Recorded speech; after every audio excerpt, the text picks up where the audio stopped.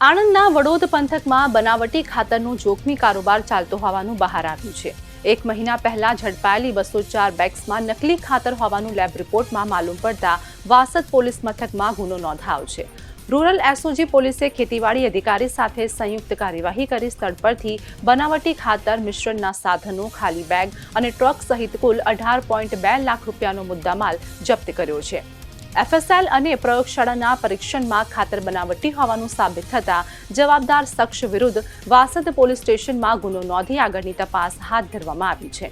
આણંદ તાલુકાના વડોદ ગામે Anand SOG police અને આણંદ ખેતી અધિકારીએ એક ફેક્ટરીના ગોડાઉન ઉપર છાપો માર્યો હતો, ત્યારે ખાતરની 204 નંગ બેગો મળી આવી હતી।